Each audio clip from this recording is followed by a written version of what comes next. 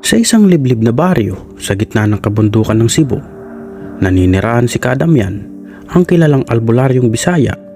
Isa siyang matandang lalaki na nakasuot ng simpleng saya ng mga taga-bukid, ngunit may kakaibang aura ng otoridad. Sa kanyang kaliwang braso ay may makikitang mga ukit ng sinaunang simbolo na sabi-sabi bahagi ng ritual na nagbigay sa kanya ng pambihirang kapangyarihan. Kilala si Damian bilang tagapagtanggol ng kanilang lugar laban sa mga nilalang ng dilim. Ang mga aswang, engkanto at mambabarang. Ang kanyang maliit na kubo ay hindi lamang tahanan kundi isang sangtuaryo ng mga kagamitan niya sa panggagamot. Mga buti ng langis na binasbasan, mga halaman na may kakaibang bisa at mga sinaunang anting-anting na minanapan niya mula sa kanyang ninuno. Bagamat matanda na, hindi natitinag si Kadamyan sa kanyang tungkulin. Sa kabila ng kanyang edad, matikas pa rin siyang kumilos at biyasang-biyasa sa kanyang mga ritual. Sa loob ng maraming taon, nalampasan niyang samot-saring pagsubok, mga engkantong gustong bihagi ng mga bata, mga mambabarang na nagtatangkang sirain ng kanyang pangalan at mga aswang na gustong lamunin ang kaluluwa ng mga inosente. Ngunit ang lahat ng ito ay nagbabadya ng mas matindi pang panganib na paparating. Ito ang simula ng isang madilim at nakakakilabot na kwento. Madilim ang gabi nang biglang humiyaw ang alingaungaw ng isang babae mula sa kabundukan ng baryo sa Litran. Isang kasal ang nagaganap sa baryo nang maputol ang kasiyahan dahil sa misteryosong pagkawala ng isang bata. Si Luningning, ang 8 taong kulang na pamangkin ng ikakasal, at naglaho ng walang paalam. Kadamyan, si Luningning nawala. Wala siyang iniwang bakas. Sigaw ng nanlulumong si Mang Tasyo habang nagmamadaling kumatok sa pinto ng albularyo. Kalmado, ngunit puno ng determinasyon, lumabas si Kadamyan, dala niya ang kanyang lumang baston na may ukit na mga sinaunang simbolo. Ang mga ganitong gabi ay hindi pangkaraniwan. May nakakaramdam na bang kakaiba? May sinong dumaan bago siya nawala? Tanong ng matanda. Nag-usap-usap ang mga tao. May isang matandang babae na nagsabing nakita niyang may malaking itim na ibon na umiikot sa paligid bago mawala ang bata. Hindi ito basta pagkawala. Isang aswang ang nasa paligid. Tumawag kayo ng lahat ng magulang sa baryo at magtipon sa plaza. Bantayan ang mga bata, utos ni Kadamyan. Nagpunta si Kadamyan sa gubat. Hawak ang kanyang botilya ng langis na gawa sa ugat ng malunggay at dahon ng alagaw.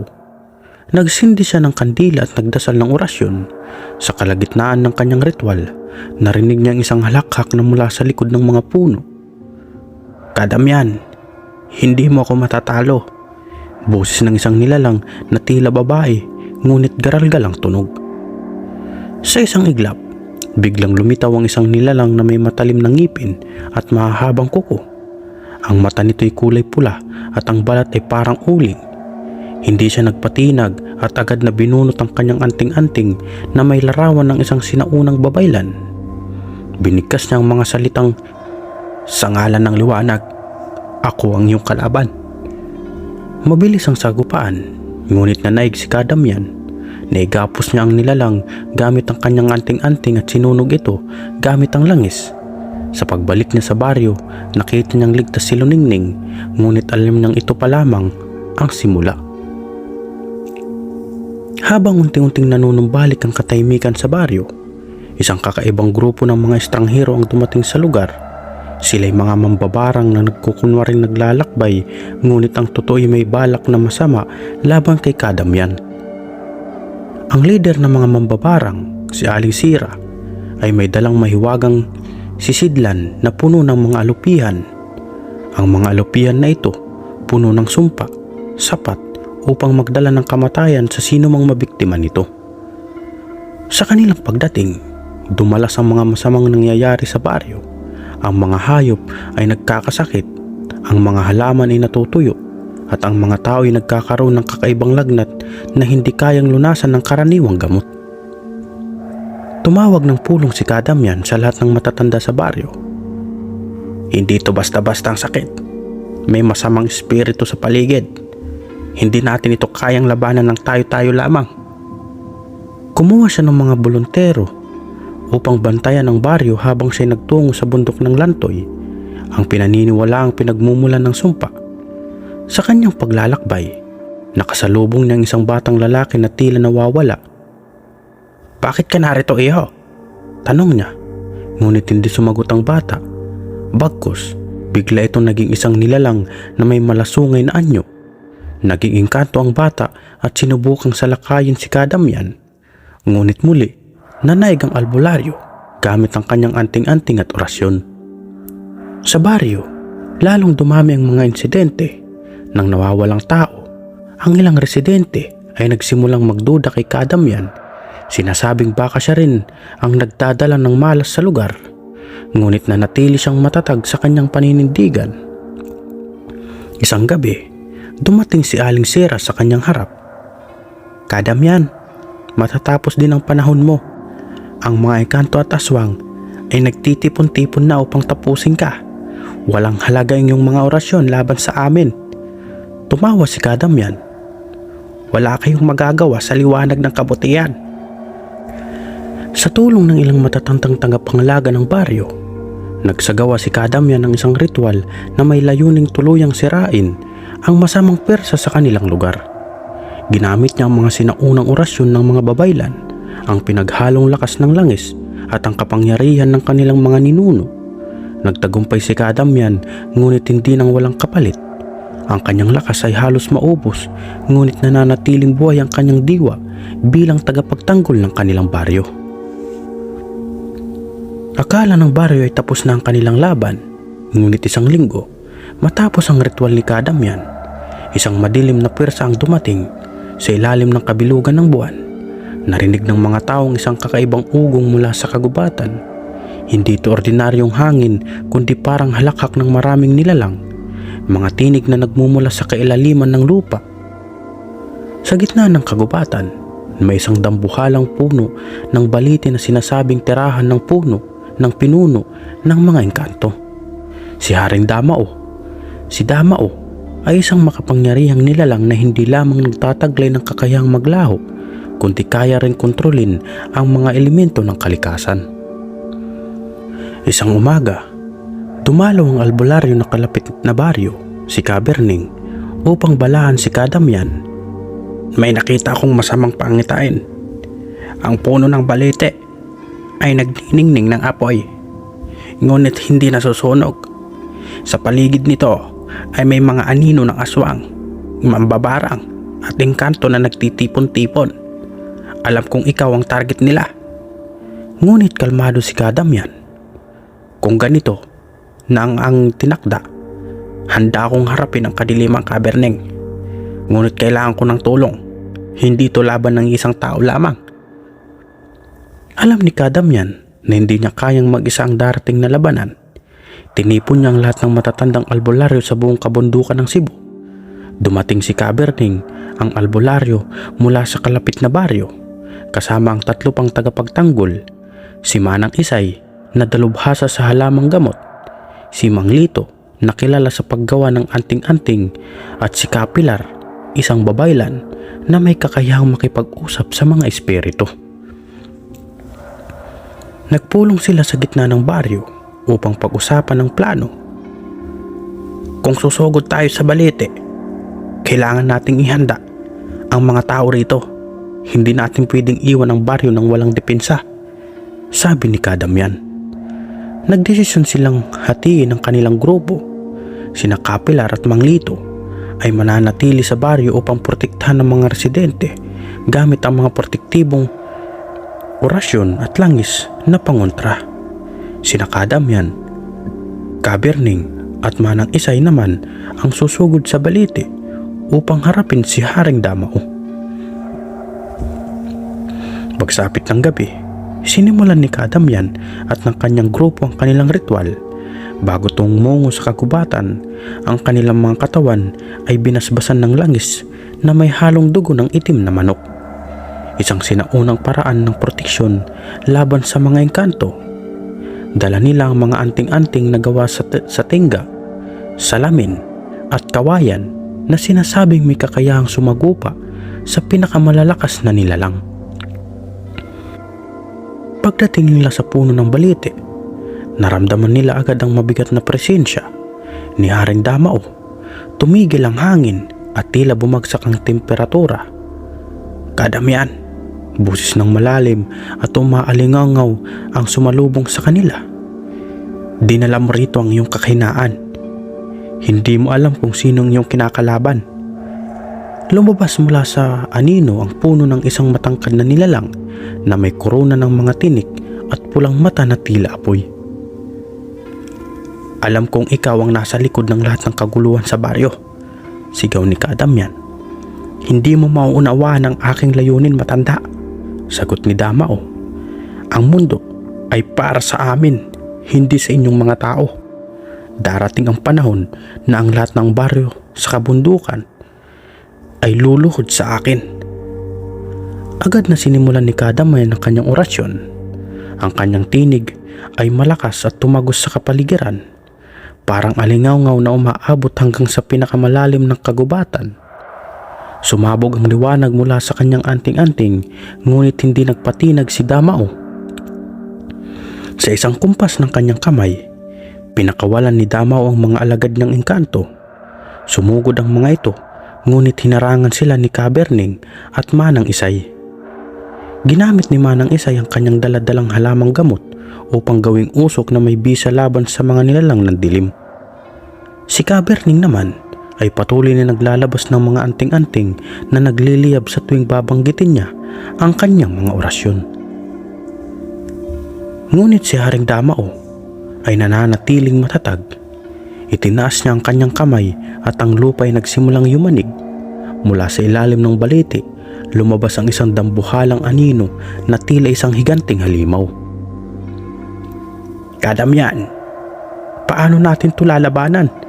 tanong ni Kaberning. "Kailangan nating sunugin ang balete. Doon nagmumula ang kanilang lakas," sagot ni Kadamyan. Habang patuloy ang labanan, binuhos ni Manang Isay ang kanyang langis sa paligid ng puno. Sinisindihan ito gamit ang posporo habang si Kadamyan ay nagpatuloy sa pag-orasyon. Sa unay tila walang epekto ang apoy, ngunit nang tumama ito sa ugat ng puno, napasigaw si Damao. "Hindi mo alam ang iyong ginagawa," sigaw niya. Ang mga nilalang ng dilim ay nagsimulang maglaho isa-isa, ngunit hindi pa rin bumagsak si Damao. Inilabas ni Kadamyan ang kanyang huling alas, ang isang anting-anting na ipinamana sa kanya ng kanyang ama, nakilala bilang pinakamalakas na albularyo noong kanyang panahon. Binuksan niya ang palad niya at binanggit ang huling linya sa kanyang orasyon. "Sa ngalan ng liwanag at ng mga ninuno, tapusin ang dilim." Isang matinding liwanag ang bumalot sa kagubatan. Ang puno ng balete ay natupok at kasama nito si Haring Damao. Bumalik ang katahimikan sa paligid. Bumalik ang grupo sa baryo na halos hindi makagulapay sa pagod, ngunit ang kanilang mga muka ay puno ng pag-asa. Tinanggap sila ng mga tao na may pasasalamat at paggalang. "Kadamyan, paano mo po nagawang talunin ng ganong kalalaking pwersa?" tanong ni Mang Tasyo. "Hindi ito tungkol sa lakas ng isang tao. Ito ay tungkol sa pananampalataya, sa tulong ng ating mga ninuno at sa pagkakaisa natin bilang isang komunidad," sagot niya. Ngunit kahit tagumpay ang kanilang nakamit, alam ni Kadamyan na hindi ito ang katapusan. Sa mundo ng liwanag at dilim, laging may bagong pagsubok, at hanggat siya'y nabubuhay, mananatili siyang tagapagtanggol ng kanyang baryo laban sa lahat ng pwersa ng kasamaan. Makalipas ang ilang buwan, unti-unti nang bumalik sa normal ang buhay sa baryo. Ang dating madilim na kagubatan ay muling naging mapayapa. Subalit, sa ilalim ng katahimikan, isang nakakakilabot na lihim ang gumagalaw. Hindi lahat ng engkanto ay tuluyang nawala.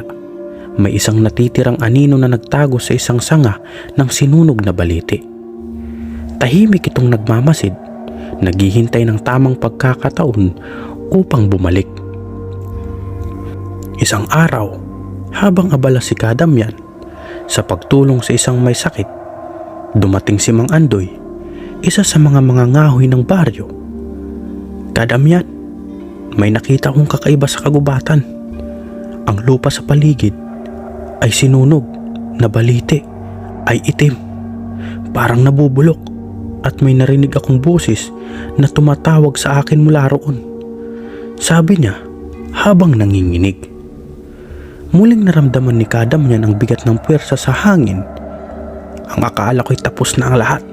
Bulong niya sa sarili. Alam niyang hindi basta-basta mawawala ang nilalang ng dilim. Kailangan niyang tiyakin na tuluyan silang mawala bago nilang muling maipon ang kanilang lakas. Habang naghahanda si Kadamyan upang muling bumisita sa kagubatan, isang hindi inasahang bisita ang dumating sa kanyang kubo. Isang batang babae, si Lira, na may dalang isang maliit na sisidlan na puno ng mga alupihan. "Kadamyan, ako po ang apo ni Aling Sera," sabi ng bata. Nagulat si Kadamyan. Paanong nangyari yun? Hindi ko alam na may iniwang pamilya si Sera. Bago siya namatay, ipinasa niya sa akin ang kanyang mga alupihan. Sinabi niya na huwag akong lalapit sa iyo, pero alam kong mali ang kanyang mga ginagawa. Gusto kong iligtas ang sarili ko mula sa sumpa ng aming pamilya. Tumitig si Kadamyan sa bata. Nakita niya ang takot sa kanyang mga mata, ngunit naroon din ang pag-asa. Kung gusto mong makalaya sa sumpa, kailangan mong harapin ang pinagmulan ng kasamaan sa iyong dugo. Sumama ka sa akin. Dinala ni Kadamyan si Lira at ang ilang pang matatapang na kalalakihan ng baryo sa sinunog na balete. Sa kanilang pagdating, naramdaman nilang mas matindi na ang presensya ng kadiliman. Ang lupa sa paligid ng puno ay hindi lamang itim, kundi mistulang lumalabas ang masangsang na usok. Nagdasal si Kadamyan ng orasyon habang si Lira ay hawak-hawak ang sisidlan ng mga alupian. Sa utos ni Kadamyan, binuksan ni Lira ang sisidlan at pinakawalan ng mga ito sa paligid ng balite. Sa isang iglap, nagsimula ang lupa na gumalaw at mula rito ay lumabas ang isang nilalang na halos 2 ulit ang laki ni Haring Damao. Ito ay si Bakunawa, ang nilalang na matagal nang nagtatago sa kailaliman ng lupa. Ang presensya ni Lira ang tila naging hudyat ng kanyang paggising. "Kadamyan," boses ng Bakunawa na tila kulog ang lakas. "Hindi mo ako kayang talunin. Ako ang ugat ng lahat ng kasamaan sa lupaing ito. Ang iyong mga orasyon ay walang halaga sa akin." Sa gitna ng kaguluhan, naramdaman ni Kadamyan na ang kanyang mga anting-anting ay hindi magiging sapat upang labanan ng nilalang. Naisip niya ang isang huling ritual na maaaring magtapos sa lahat ng kasamaan. Ngunit ito'y nangangailangan ng malaking sakripisyo. "Lira, kailangan ko ang iyong tulong," sabi ni Kadamyan. "Ang tugo mo ay may sumpa, ngunit ito rin ang susi upang tapusin ang lahat." Kinabahan si Lira ngunit tumango. "Kung ito ang paraan para makalaya ang baryo at ang aming pamilya, gagawin ko." Pinagtabi ni Kadamyan si Lira at ang mga kalalakihan. Gumuhit siya ng isang malaking bilog sa lupa. Nilagyan niya ng langis at sisidlan nito. Sa loob ng bilog, inilagay niya ang lahat ng kanyang anting-anting at binigkas ang kanyang pinakamalakas na orasyon. Ang apoy ay lumaki ng lumaki hanggang sa maabot nito si Bakunawa, ngunit hindi pa rin ito nagpatinag. "Hindi mo ako matatalo, matanda," sigaw ng nilalang. Sa isang muling pagsiklab ng liwanag, pinasok ni Kadamyan ang bilog at inialay ang lahat ng natitira sa kanyang lakas. Ang kanyang katawan ay nagliwanag at sa huli naging daluyan ng liwanag ng mga ninuno. Ang liwanag ay pumasok sa katawan ni Bakunawa at narinig ang huling sigaw ng nilalang bago ito tuluyang naglaho. Pagkatapos ng labanan, natagpuan ng mga tao ang katawan ni Kadamyan na nakaluhod sa harap ng sinunog na balite. Ang kanyang mukha ay kalmado, Tila natagpuan na niya ang kapayapaan. Hinawakan ni Lyra ang kanyang mga anting-anting at naramdaman ang bigat ng responsibilidad na iniwan ng albularyo. Si Kadamyan ay maaaring wala na, pero ang kanyang diwa ay mananatili sa atin, sabi ni Mang Tasyo. Mula noon, si Lyra ang naging bagong tagapagtanggol ng baryo. Tinuruan siya ng matatandang albularyo at sa kabila ng batang edad, naging isang makapangyarihang tagapagmana ng kaalaman at orasyon ni Kadamyan. Ngunit alam ni Lyra na ang laban sa dilim ay hindi nagtatapos. Ang kasamaan ay laging nagbabalik, ngunit hanggat may liwanag, mananatili siyang handa. Wakas,